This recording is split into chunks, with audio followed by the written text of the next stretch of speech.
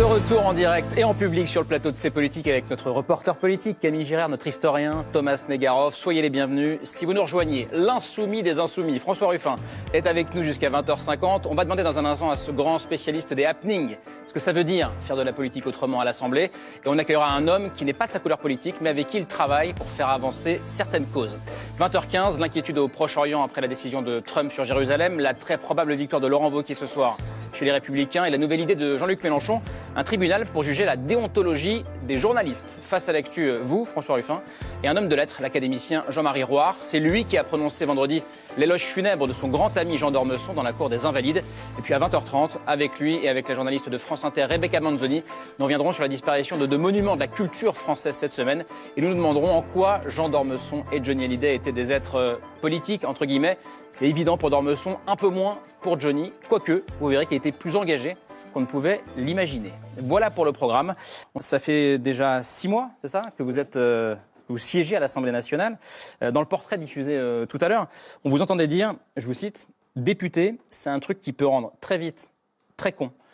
Ça va, vous tenez le choc? Non, mais c'est pas le premier métier que je fais comme ça, parce que journaliste, on pourrait dire la même chose des fois.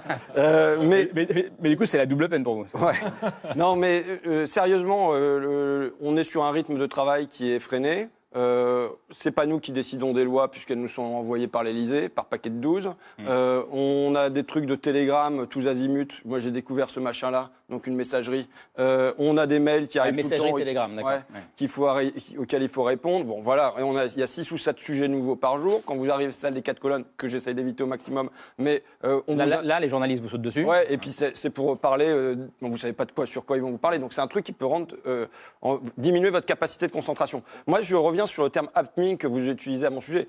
Je veux pas, c'est pas pour frimer, mais j'écris une quinzaine de bouquins. C'est vrai. Je continue d'en écrire. Vous êtes César du meilleur documentaire. J'ai reçu hier, j'étais par exemple en rencontre avec des gens à Abbeville. Je veux dire, il y a tout un travail qui est caché de lecture, d'écriture, d'écouter les gens, qu'ils soient ouvriers ou qu'ils soient intellectuels. Mais dont on parle parce que vous faites aussi ces happenings et que du coup, vous l'avez bien compris, c'est aussi la façon de populariser. Mais ce que je veux dire, c'est qu'il y a une partie émergée de l'iceberg. Il y a un moment, il y a un temps de réflexion et il y a un temps pour l'action. Le temps de la réflexion, il se mûrit dans son coin et puis ça vous fera pas un beau reportage pour vous. Et puis il y a le temps de l'action où en effet, on se demande, bon, maintenant que j'ai pensé ça et que je l'ai pensé fortement, comment je fais pour faire entendre ma voix le plus possible? Et généralement, c'est pas en levant gentiment le doigt et en disant s'il vous plaît monsieur, attendez, je suis là s'il vous plaît monsieur, et puis en chaussant les patins pour rentrer et en fermant la porte après soi qu'on a une audience devant nous, quoi. Alors c'est très clair. Pour revenir sur le travail à l'Assemblée, on dit beaucoup que le pouvoir ça enferme, que ça coupe des réalités. C'est vrai. Vous le ressentez ça aussi? Oui, je pense que c'est vrai. Je pense que c'est une lutte de rester au contact des gens. Pour moi, je sais que de toute façon, c'est la perte du temps qui fait que vous devez devenir pas agréable. Parce que vous avez de moins en moins de temps, donc vous êtes moins disponible pour les gens. Donc il faut trouver le chemin qui fait que... C'est un mot du journaliste Denis Robert qu'il utilisait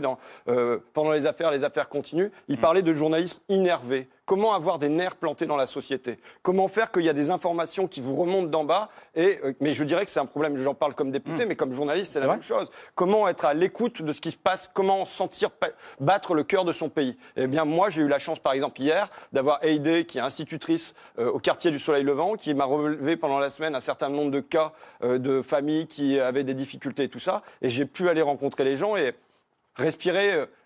Et puis ensuite, j'espère porter cette parole-là dans les médias.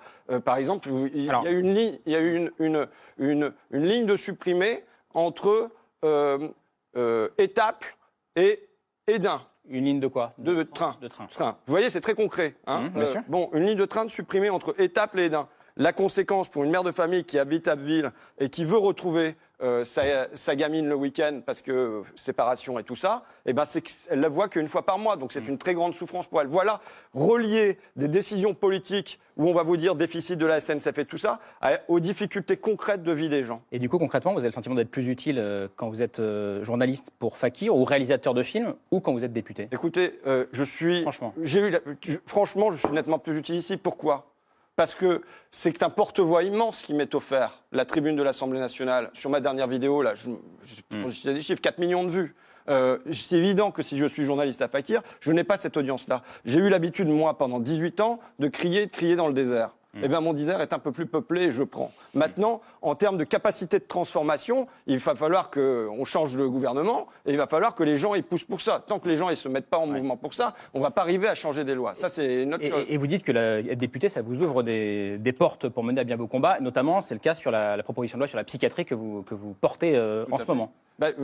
Typiquement, cette démarche-là, j'aurais pas pu du tout avoir la même si j'avais été seulement journaliste, puisque là, le directeur est contraint de m'ouvrir les portes de l'hôpital. Parce que vous êtes député. Parce que je suis député. Je vais rencontrer tous les services. Je discute avec à la fois les familles, ça ce que j'aurais pu faire, mais avec les salariés dans le cadre de leur travail, ce qui est toujours compliqué quand on est journaliste. Et puis ensuite, je peux aller rencontrer l'agence régionale de santé. Le directeur et son staff, ils passent 3 heures pour discuter avec moi et m'expliquer comment ils raisonnent. Et ensuite, je peux, dans l'hémicycle, interpeller la ministre. Ensuite, faire une proposition de loi sur laquelle je rassemble un certain nombre de députés. On voit bien que la capacité de passer de l'information à l'action, parce que c'est ça qui m'intéresse. Moi, j'ai toujours été journaliste pour me dire comment je transforme les choses. Pas juste comment j'en fais le constat, mais comment derrière je les transforme. Eh bien, là, on voit qu'on a un petit levier. Je regrette que ce levier soit pas plus fort. Je regrette que la loi, aujourd'hui, ne se fasse pas à l'Assemblée. Je veux dire, on parle de comment réformer, vous voyez, les notes de frais des parlementaires et tout ça. OK, mais la vraie question, c'est quel rôle on donne à l'Assemblée nationale ?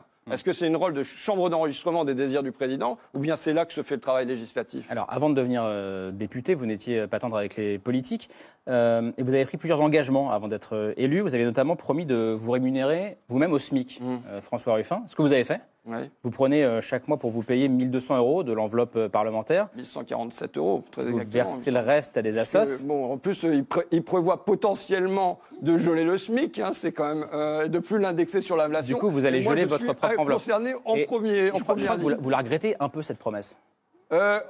Déjà pendant que la campagne, d'abord je l'ai pas fait pour qu'elle soit médiatisée, je l'ai fait pour les gens. Parce que vous savez, je vais vous dire un truc qui va vous paraître étrange, mais pour plein de gens que je croise, 1 147 €, c'est le rêve. D'être stable à 1 147 €. Dans les quartiers dans lesquels j'ai été élu, c'est déjà une chance, quoi. Et donc, se faire, puisque c'était au moment de Fillon et compagnie, vous voulez être député pour vous faire du fric, non, ça ne sera pas pour faire du fric, je me mets au SMIC, comme ça les choses elles sont claires. Après, dès que je fais la proposition, je me dis, je ferais mieux de dire le salaire médian, mais il va falloir expliquer aux gens ce qu'est le salaire médian, et ça va être, on va se prendre un sac de nœuds, donc j'y vais pour le SMIC. Puis voilà, je suis au SMIC. Et ça vous prouve à vous que vivre avec le SMIC, en tout cas, c'est très difficile. Moi, ma vie, elle est quand même nettement plus facile. D'abord, j'ai de la trésorerie, il ne faut pas que vous voyez, c'est pas mon... Oui, j'ai bien. Et puis ensuite, j'ai le train gratuit. Alors dans le portrait... Non, juste Thomas. Plus je vous écoute et plus vous me faites penser à une figure que vous appréciez, j'imagine, de la gauche française du 19e siècle, c'est Jules Vallès. Ouais. Voilà, vous dites, voilà, je vous prends par les sentiments. Ouais, mais alors nous, si on ne le connaît pas. Alors, je vous explique quand même, Jules Vallès, avant d'être le communard, il a aussi dirigé des journaux dont l'un des titres, à mon avis, vous va assez bien. Il y a La Rue, il y a Le Peuple, il y a Le Réfractaire. Parce que plus je vous écoute, plus je me dis, c'est un insoumis, c'est aussi un réfractaire ou un insurgé peut-être. Le Peuple, j'aime bien. J'aimerais bien que le Peuple écrit plus des fois. Mais... Alors, sauf que, contrairement à vous, lui, il n'a pas été élu quand il s'est présenté en 1869, mais on retrouve les mots de Jules Vallès, on pourrait les mettre dans votre bouche, pendant sa campagne électorale perdue. Voilà ce qu'il disait. En 1869, donc, pour être élu à l'Assemblée, j'ai toujours été l'avocat des pauvres, je deviens le candidat du travail, je serai le député de la misère. Ça vous va bien, ça, non ? J'espère être... je m'excuse. D'abord, je dis mon admiration pour Jules Vallès, à la fois comme journaliste, et puis comme communard, oui. Et ensuite comme exilé et comme écrivain. Vraiment, c'est quelqu'un... J'avais sa carte postale avant que je refasse ma chambre dans ma chambre. Mais voilà. Ensuite, j'espère être autre chose aussi que le candidat de la misère. Je sais qu'aujourd'hui, il faut construire une alliance de classe pour avoir un socle électoral qui nous permette de conquérir le pouvoir. Ça veut dire l'alliance des classes populaires qui sont elles-mêmes divisées entre enfants d'immigrés et des campagnes. Et puis ensuite, avec la petite bourgeoisie intellectuelle. Avec les profs, les profs. Disons ce que Emmanuel Todd appelle les deux cœurs sociologiques de la gauche, c'est-à-dire, pour faire bref, les prolos et les profs. Donc il faut absolument réconcilier ça. Donc ça, c'est une donnée. Et ensuite, j'ajoute quand même la conscience écologique. Et qui est absolument nécessaire. Je veux dire, dans 2 jours se déroule un truc de Macron sur le climat. J'en suis au nom de la Commission des affaires économiques. Le grand choix de société dont on devrait débattre aujourd'hui, pour moi, c'est qu'est-ce qu'on fait contre le réchauffement climatique ? Est-ce que le choix, c'est de laisser ça au business green business, ça va être le thème de mardi, ou bien est-ce que c'est la planification écologique ? Je pense que là, on a un vrai enjeu, qui est un enjeu central. Moi, je le dis toujours pour mes gamins, sur le plan social, il y a des hauts, il y a des bas. Je pense que la mondialisation nous a mis dans une période de bas durable, malheureusement. Mais ça va remonter. En revanche, en matière environnementale, aujourd'hui, ce qui est détruit ne sera plus reconstruit. Il n'y aura pas de marche arrière sur ce terrain-là. Et donc voilà, je tiens à tirer la sonnette d'alarme sur cette urgence-là. Et je pense que, évidemment, Vallès ne pouvait pas être ça, évidemment. Mais il faut absolument rajouter ça au cœur de nos préoccupations. Alors François Ruffin, on dit beaucoup, c'est un peu peut-être tarte à la crème, mais que vous faites de la politique autrement, en tout cas que vous essayez. Et votre façon à vous de le faire, c'est de travailler avec des élus qui ne sont pas de votre camp politique. On va donc accueillir l'un de vos nouveaux amis. Il s'appelle Richard Ramos et il est l'invité de ces politiques. Richard Ramos, j'ai du mal à le dire, mais vous êtes bien député MoDem du Loiret et donc nouvel ami de François Ruffin.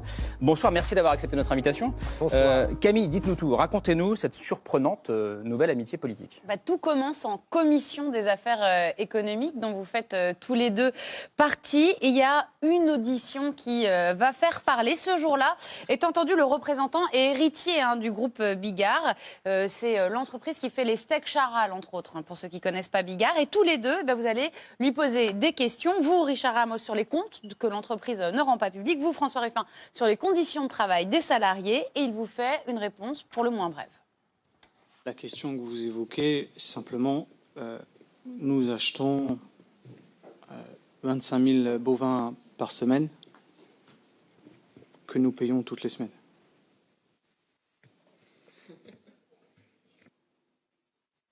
Bien. Là, on est en le parrain ou bien on est dans une commission d'audition à l'Assemblée nationale, quoi? Alors François Ruffin, on vient de vous entendre. Cet échange, vous allez ensuite le mettre en ligne sur les réseaux sociaux. C'est assez nouveau comme utilisation de vidéos dans les commissions et des réseaux sociaux parce qu'habituellement, ce qui se passe en commission, ça reste en commission. Et alors Bigard, ensuite, vous n'allez pas le lâcher. Dans une autre vidéo, vous allez feuilletonner un peu votre relation avec le groupe Bigard. On regarde. Richard, on est là à la poste de l'Assemblée nationale parce qu'on a une poste rien que pour nous. Et tu as une lettre dans les mains, elle est adressée à qui? Alors, la lettre s'adresse à Bigard, d'accord, et parce que M. Bigard, il est venu dans les États généraux nous parler, et M. Bigard, il ne publie pas ses comptes. Et donc, il est venu devant la représentation nationale nous dire « j'en ai rien à faire ». C'est-à-dire, je ne publie pas mes comptes, donc on ne peut pas savoir la marge que je fais, et on continue à ce que des agriculteurs gagnent moins de 350 € par mois. Et donc, cette lettre-là, c'est simplement dire à M. Bigard, dans un axe, évidemment, MoDem, insoumis, MoDem, on va vous obliger à publier vos comptes. Voilà, un axe MoDem insoumis MoDem. Voilà, et une vidéo de nouveau postée sur les réseaux sociaux pour montrer ce qui se passe à l'Assemblée. C'est un peu devenu votre style, François Ruffin, votre touche. Et vous avez refait cette expérience avec un autre député, un député UDI, cette fois-ci, Michel Zumkeller, pour une partie de foot dans les jardins de l'Assemblée nationale. C'est un moment assez rare. Vous avez déposé une proposition de loi pour numéro 248 pour instaurer une taxe sur les transferts de sportifs professionnels. C'est ça. Et je trouve que je l'ai co-signé. C'est assez simple, c'est de dire, vu les sommes qui sont échangées, sommes assez importantes en matière de transfert de foot, alors qu'à un moment où les petits clubs amateurs souffrent, parce qu'ils n'ont plus beaucoup de ressources, et ils se tournent vers les collectivités qui n'en ont pas non plus, c'est de dire on va partager un peu tout ça. Alors là, on vient de vous voir avec Michel Zumkeller, François Ruffin, mais c'est bien Richard Ramos qui est à côté de vous. Richard Ramos, c'est pas commun ce genre d'alliance entre un insoumis et un centriste comme vous du MoDem. C'est du jamais vu, peut-être même à l'Assemblée, non? Mais ça devrait l'être. Je veux dire, ça paraît normal. Quand il y a des causes communes, quand on a des paysans qui crèvent, quand on a quelqu'un qui vient devant la représentation nationale, qui s'engoinfre et qui ne vient pas répondre à la représentation nationale, quand on a des agriculteurs qui se suicident, quand on a de la grande distribution qui ne nous dit pas que des produits sont français et en fait ils sont étrangers. Vous parlez notamment du patron de Bigard. Exactement. Donc ça devrait être normal. On devrait, à l'Assemblée nationale, représentants de la nation, être sur des combats communs. Et quand les combats ils sont communs, on doit faire fi des combats politiques et ce qu'il en est. On doit défendre le français. Est-ce qu'à l'Assemblée, on vous regarde comme des ovnis, vos collègues députés, Richard Ramos, que Camille nous racontait il n'y a pas longtemps que, par exemple, dans le règlement intérieur d'En Marche, il est interdit pour les députés de signer des amendements, des propositions de loi avec des députés d'autres groupes. Comment on vous regarde là-bas? C'est où le problème? Richard Ramos. Certains nous regardent bizarrement. Moi, certains me disent « Mais qu'est-ce que tu fais avec François Ruffin ?» Oui, mais vous savez, que ça soit avec François Ruffin ou ailleurs, quand je déverse devant Auchan une tonne d'oignons un dimanche matin, parce que mon groupe a voté pour le travail du dimanche. Moi, j'ai pas voté pour le travail le dimanche, parce que ça tue les commerçants de la ruralité. Quand je déverse une tonne d'oignons, parce que j'ai la facture de mon producteur à 37 centimes, et que le même oignon, il se retrouve à 2,49 € avec François Ruffin ou avec d'autres, ces combats-là, ils sont transpolitiques. Quand on va aller au Parlement européen, parce que je vais y aller faire la table de la malbouffe pour défendre la culture française, la gastronomie française face au CETA, je ne voterai pas le CETA. Je ne sais pas si François le votera, je pense pas. Je pense pas, non. Mais en tout cas, je ne le voterai pas, moi, parce qu'on va venir en France faire de la viande qui n'auront pas les mêmes normes que les normes françaises. Je pense que c'est pas politique, c'est ni de gauche ni de droite. Et Richard Ramos, vos électeurs, ceux qui sont peut-être du centriste ou de centre-droit, qui ont voté pour vous, ça les choque ou pas ces combats communs avec un gauchiste comme François Ruffin? Alors, je refuse. Attention, Je refuse. Je dis souvent qu'il est d'extrême gauche, il me reprend et dit que je suis de la gauche. Non, oui, absolument. En tout cas, vos électeurs. Mais bien sûr que ça surprend. Mais aujourd'hui, on est dans un tel état qu'il faut faire fi de cela. L'Assemblée nationale, et je pense qu'aussi c'est le combat que François Ruffin, mais d'autres à droite ou à gauche peuvent avoir, c'est d'être la cage de ce peuple français. C'est-à-dire, moi, ce que j'aime chez François Ruffin, comme moi avec je dirais, mon agriculteur qui me donne sa facture à 7 centimes, on part du terrain, on part de la réalité. Et ça, à partir de la réalité, c'est ni d'être de gauche ni de droite. Alors oui, ça surprend. Oui, peut-être qu'à l'Assemblée nationale, ça fait pas très centriste. Mais je crois qu'on a fait fi sur ce qu'a été l'hôpital psychiatrique, ce qu'a défendu François Ruffin. J'ai co-signé, d'autres gens au Modem ont co-signé, d'autres gens chez les Républicains ont co-signé. Pourquoi? Parce que c'est un vrai problème. On a des gens dans la rue aujourd'hui qui ont des problèmes psychiatriques. On a 40% de la population carcérale qui a des problèmes psychiatriques et qui ne devrait pas être dans une prison. Est-ce que c'est de gauche? Est-ce que c'est de droite? Eh bien, l'Assemblée nationale, c'est ça ce que ça doit devenir. Ça doit devenir là où on fait la loi. Pardon, mais c'est un peu le discours et de droite et de gauche aussi, parfois, d'Emmanuel Macron. François Ruffin, vous regrettez, vous, une forme de sectarisme, y compris de votre propre famille politique. Vous dites, combien de militants sont butés dans leurs propres croyances? Pour moi, c'est une forme de sectarisme. Pour prendre le pouvoir en France, il faut l'épouser, la France. Il faut comprendre, vous l'avez dit tout à l'heure, comment les gens pensent, sentent, aiment et espèrent. Ce qui m'inquiète, c'est qu'on considère parfois détenir une vérité condensée dans un programme qu'il suffirait de dérouler ensemble. Oui, mais, je reviens sur gauchiste parce que j'y tiens. C'est une blague. Non, oui, mais bon, moi je suis de gauche tout simplement. Le problème, c'est que le centre de gravité de la gauche a tellement. Je reprends d'ailleurs à l'Assemblée nationale des fois des bouts de discours de Mitterrand des années 70 pour faire blague sans que les gens le voient, quoi. Mais il y a tellement eu un glissement de vers la droite Non, voilà. c'est bien clair, mais c'était pour se mettre dans la tête des électeurs de Richard Ramos que je vous disais ça. Et ensuite, moi, sur le sectarisme, y compris de votre camp politique. Mais je pense que moi, je suis dans une démarche de partir de l'enquête toujours aussi. Mais là, en l'occurrence, il n'y a aucun sectarisme. Je veux dire, le sectarisme, il faut bien voir de quel camp il est. Hein. Là, on a une proposition de loi qui est signée par des membres de tous les groupes. On a Olivier Dassault pour les Républicains. On a sur le financement de l'hôpital psychiatrique. Oui, sur le financement de l'hôpital psychiatrique. On a tous les groupes sauf En Marche. Et donc là, le sectarisme, il faut bien dire donc, où il se trouve. Et on m'a dit que ça a toujours fonctionné, que les propositions de loi, elles pouvaient être transpartisanes quand elles étaient jugées bonnes. Donc voilà, là, le sectarisme, il se trouve clairement là. Et ça n'empêche que malgré tout, compte tenu de l'état du rapport de force, il y a les grands thèmes clivants. Je veux dire, sur l'ISF, on ne va jamais être d'accord. Sur la loi travail, on ne sera jamais d'accord, et ainsi de suite. Mais sur des thèmes comme celui-là, je sais qu'aujourd'hui, si je veux que la psychiatrie, ça avance, il faut que ça soit quelqu'un d'En Marche qui s'en saisisse. Donc quand Barbara Pompili, qui est d'En Marche, à Amiens aussi, elle va à son tour visiter l'hôpital psychiatrique, je salue, j'applaudis. Et j'attends qu'il y ait des gens d'En Marche qui se saisissent à nouveau de ce dossier-là et qui le portent le plus fortement possible. Parce que dans le rapport de force, aujourd'hui, il faut que ça passe par le groupe En Marche. Rapidement, les Insoumis, qu'est-ce qu'ils en pensent de vos alliances, par exemple, avec Richard Ramos? Écoutez, moi, je n'ai jamais eu une remarque. D'accord. Et je pense que ça leur fait plutôt plaisir qu'on apporte une diversité, qu'il y ait un espèce d'élan, même si parfois ça part un peu tous azimuts comme ça. Mais de toute façon, quand j'ai dit, j'ai ma proposition de loi, elle est signée par des Républicains, des Modem, des machins, et je l'ai après amenée aux camarades insoumis, et puis ils l'ont co-signé. Oui, il y a d'ailleurs Jean-Luc Mélenchon. Le mot de la fin, Richard Ramos, sur ce simplement dossier. Pour dire qu'aujourd'hui, il faut des combats communs et qui dépassent justement. C'est ça, faire de la politique autrement. Aujourd'hui, on va avoir la semaine prochaine des débats sur la fusion des chambres de commerce et des chambres de l'artisanat. Ça veut dire que demain, si on n'a plus de chambres de l'artisanat qui part du métier de l'homme, on n'aura que des chambres de commerce qui peut-être demain vont plutôt privilégier la plateforme financière. Quand quand un boulanger veut arriver, qu'est-ce qu'on va lui dire? On va lui dire, ben non, à ton métier, non, il faut que tu l'abandonnes. C'est beaucoup plus rentable de pouvoir simplement revendre du surgelé. Et puis tu sais, tu es dans une ville de 3500 habitants, il y a un petit carrefour qui est là, eh bien il faut que tu abandonnes le bourg, parce que tu sais, ce sera beaucoup plus rentable de venir derrière le supermarché. Et les fusions qu'on va discuter au Parlement la semaine prochaine, entre les chambres de commerce et la chambre de l'artisanat, si ça fusionne, ce que, a priori, voulait au départ le gouvernement, je pense que c'est la mort de l'artisanat français. C'est la mort simplement des tours de main et des vrais savoir-faire français. Et moi, j'ai envie de défendre ça, j'ai envie de défendre l'alimentation. Parce que dans l'alimentation, entre autres, qui est moi le créneau sur lequel je vais essayer de me... J'ai regardé le synonyme du mot alimentation, c'était vivre. Et donc, je pense que ce savoir-faire-là, cette culture française-là, elle dépasse bien nos clivages. Merci beaucoup, Richard Ramos, décidément. Richard Donc, Ramos. moi, j'ai encore des efforts à faire. Non, moi, c'est moi qui ai un pour problème. ça. Richard Ramos, merci beaucoup d'être venu sur ce plateau et à bientôt. François Ruffin, je vous garde avec nous jusqu'à la fin de l'émission. Donald Trump et le soulèvement palestinien, Laurent Wauquiez, nouveau patron des Républicains, et Mélenchon qui veut instaurer une sorte de tribunal des journalistes.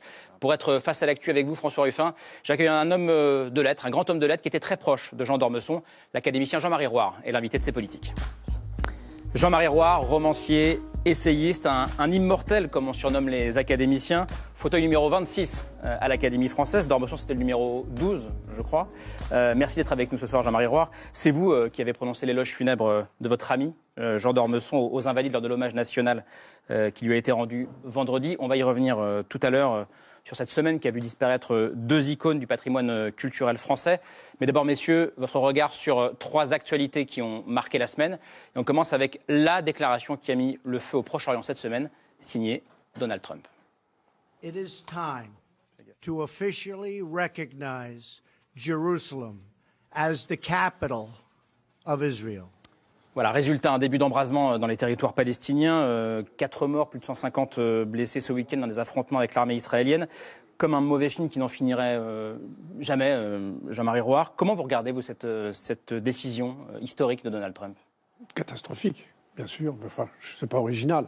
Je crois que tout le monde pense la même chose. Je trouve qu'il y a un drame en Palestine. Bon, et que c'est la position de Donald Trump, non seulement aggrave la situation, au lieu d'essayer de la résoudre. Et je pense que elle a des répercussions sur tout le Moyen-Orient, sur tout le monde musulman. C'est extrêmement grave.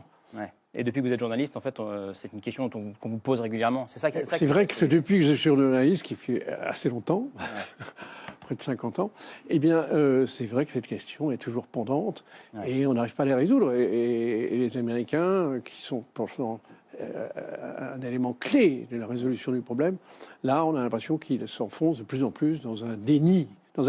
Pour des raisons de politique intérieure. C'est ça qui est le plus effroyable. On a raconté tout à l'heure c'est de se dire que c'est pas lié, finalement, à la situation...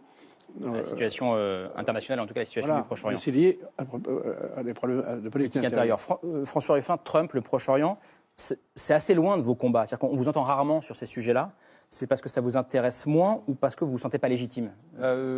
Moi, j'ai toujours dit que je déléguais l'international au monde diplomatique. Donc Fakir ne faisait pas d'international. Donc c'est vrai que ce sont des sujets que je connais mal. Je veux dire, juste en tant que lecteur et non pas en tant qu'enquêteur. J'aurais bien aimé, si je veux me positionner là-dessus, j'aimerais bien aller sur le terrain. Me positionner. Mais voilà, donc j'y vais avec beaucoup de prudence et d'autant plus quand il s'agit d'Israël et de la Palestine, qui est, c'est un mot de travers et c'est l'embrasement. Maintenant, je pense que la position elle est claire. Il faut 2 États. Il ne faudrait pas que ça soit seulement une position. Il faudrait qu'il y ait un mouvement vers ça. Laurent Wauquiez, nouveau patron de la droite française, c'est votre génération. Hein, vous avez exactement le même âge. Ouais. 42 ans, pas exactement les mêmes combats. Est-ce que vous lui reconnaissez malgré tout des qualités? Laurent Wauquiez avait été partie prenante d'un combat commun, toujours dans le même thème, puisque nous avions reçu ici sur le dossier Ecopla. C'est vrai. J'avais tenu à ce qu'en tant que président du conseil régional, il soit co-signataire aussi. Donc vous voyez que ça peut aller chercher loin. Donc vous lui reconnaissez des qualités? Non, ça n'a rien à voir. Vous savez, on peut mener des combats communs et être en désaccord sur l'essentiel. Mais maintenant, quand il faut faire force face à quelqu'un qui est plus fort que nous, il faut y aller. Moi, sinon, c'est pas ma famille politique. Ils se débrouillent, mais voilà, c'est leurs affaires, quoi. Alors justement, on va parler de votre famille politique, François Ruffin. Troisième et dernière info de ce Face à l'actu, la proposition choc de Jean-Luc Mélenchon, qui en fait nous concerne un peu tous ici, puisqu'on est tous quelque part journalistes. Très en colère après son passage dans l'émission politique sur France 2, Jean-Luc Mélenchon propose l'instauration d'une sorte de tribunal pour juger de la déontologie des journalistes, je le cite, « Je propose qu'il existe un tribunal professionnel qui puisse être saisi et qui ait le pouvoir de sanction symbolique contre les menteurs, les tricheurs, les enfumeurs. » Alors Camille, il s'inspire d'exemples étrangers, Jean-Luc Mélenchon. Oui, il s'appuie notamment sur le modèle belge, il le revendique. Et en effet, en Belgique, il y a un conseil de déontologie journalistique depuis un petit peu moins de 10 ans. C'est en fait un organe d'autorégulation. Donc c'est composé de journalistes, mais aussi de membres de la société civile, d'avocats, de journalistes qui connaissent bien la question. Tout le monde peut saisir cette instance. Et ensuite, les condamnations doivent être publiées, s'il y a de quoi, sur le site du média. Mais ce ne sont pas des condamnations à des dommages et intérêts ou alors une exclusion de la profession. C'est une condamnation morale où le média doit reconnaître, entre guillemets, avoir fauté. Ce type d'instance, ça existe ailleurs, Québec, Suisse, Scandinavie, Israël. En fait, la liste est très longue. C'est plutôt la France qui fait figure d'exception. Pardon. Nous, on a une charte de déontologie, mais en fait, rien ne force à l'appliquer. Personne ne surveille si le journaliste suit bien la charte de déontologie. Alors François Ruffin, proche de Jean-Luc Mélenchon et journaliste critique du système médiatique. C'est une bonne idée ou pas? Au début, je me suis dit, c'est quoi ce truc-là? Et puis ensuite, de voir notamment l'exemple belge et que ça avait amené quelques résultats quand même, puisqu'il y a des personnalités qui ont fait appel à ça. Et bon, ça s'est arrangé autrement que par passer par de la diffamation devant le tribunal correctionnel, et ainsi de suite. C'est la première chose. Donc finalement, ça nous met en lumière quand même qu'il y a possibilité, sinon d'un tribunal, du moins d'aller vers une instance comme ça. Maintenant, pour moi, ça ne va pas résoudre le gros problème du système médiatique. J'en mentionne un parmi d'autres, parce qu'on va y passer la soirée sinon. Mais un problème du système médiatique, j'avais fait une étude à un moment sur France Inter, il y avait 1,7% du temps de parole qui était accordé aux ouvriers et aux employés. Et ben, je pense que c'est un gros souci, cette censure sociale. On a à peu près les mêmes statistiques à l'Assemblée nationale. Et donc voilà, pour moi, et c'est évidemment pas un conseil de déontologie qui va résoudre ça, mais en tout cas pour des personnalités, ça peut être utile. Finalement, pourquoi pas? Il y avait un autre Johnny Hallyday qui est un petit peu apparu dans tous les hommages et témoignages qu'on a pu entendre. C'est un Johnny avec un engagement social, le Johnny des mineurs et des prisons. Des prisons, il en parle souvent dans ses chansons, dans les plus connues, Le Pénitencier, Diego, l'adaptation de Michel Berger, la reprise. Et à la même époque que lorsqu'il soutient Giscard d'Estaing pour la présidentielle, il veut aller faire un concert dans les prisons.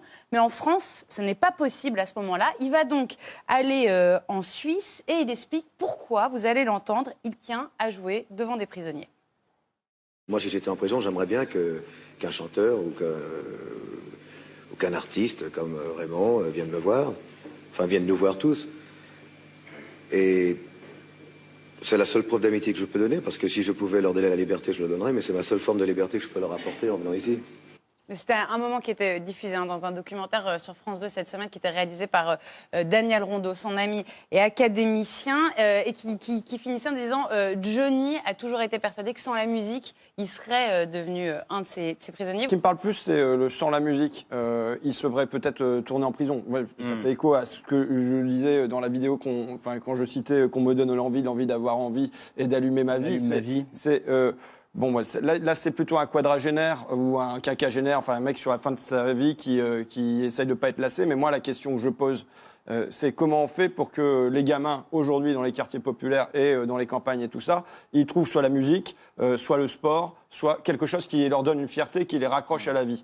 Hier, il y avait 2 gamins. Il y en a un qui voulait faire de la guitare et sa mère n'avait pas de pognon pour ça. Il y en a un autre qui voulait faire du piano et c'est pareil, sa mère n'avait pas de pognon pour ça. Et c'est comment on fait dans notre pays, qui est riche à milliards quand même, pour qu'il y ait des Johnny demain, mais peut-être pas des Johnny super friqués non plus seulement, mais qu'il y ait des gens qui juste trouvent un chemin pour être fiers d'eux-mêmes et que ça les pousse en avant dans leur existence.